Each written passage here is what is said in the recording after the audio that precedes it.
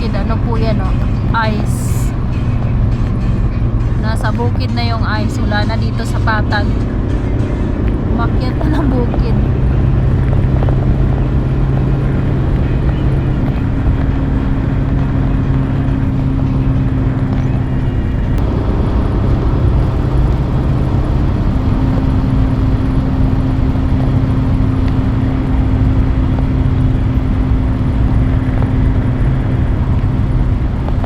Maybe have snow in city,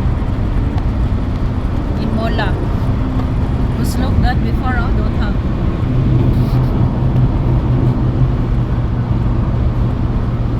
Dati kasi last year di mo makikita yung snow sa bukid. Ngayon maaga pa lang may snow. Baka may snow sa city.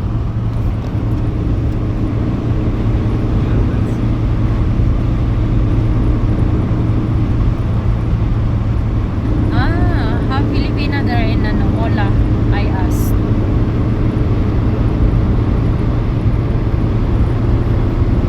May Pilipina pala doon sa city. Tanong ko nga. Nag-snow na sa city.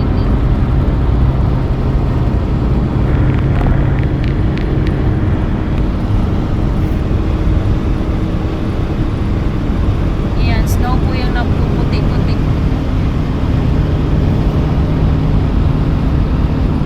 Dati kasi 10 years ago, kahit nasa patag may makapalang snow, ngayon nasa bukid na. Nag-iba na talaga yung panahon.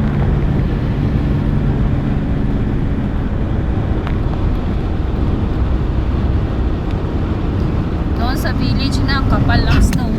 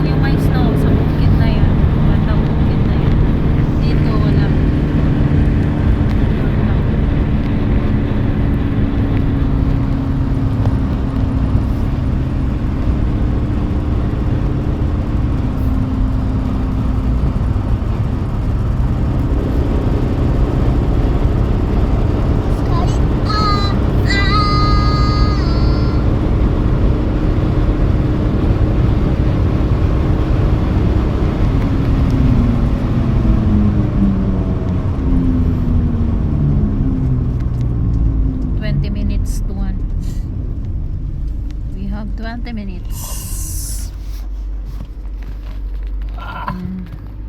Yan, dyan kasi yung Mola, yung city nila.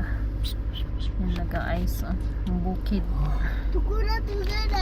Dito sa amin naman sa Yataan, ang bukid hindi nag-ice. Wala, wala, kalbo. Walang ice. Walang snow. Doon lang sa city ang snow.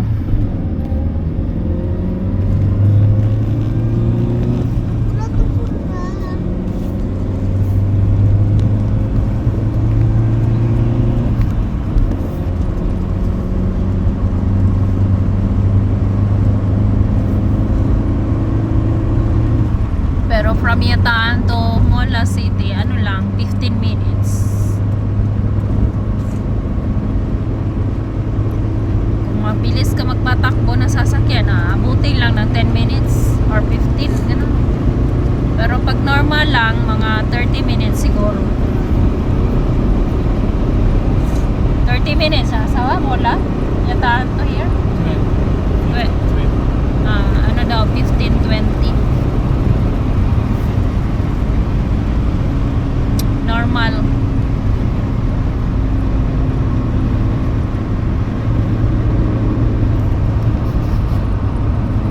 Maybe have snow in Akyaka. Because there, near Akyaka there, right? Most likely. we go there as well?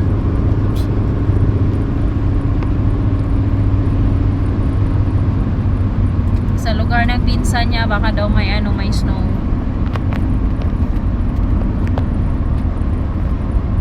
Kabaklere din.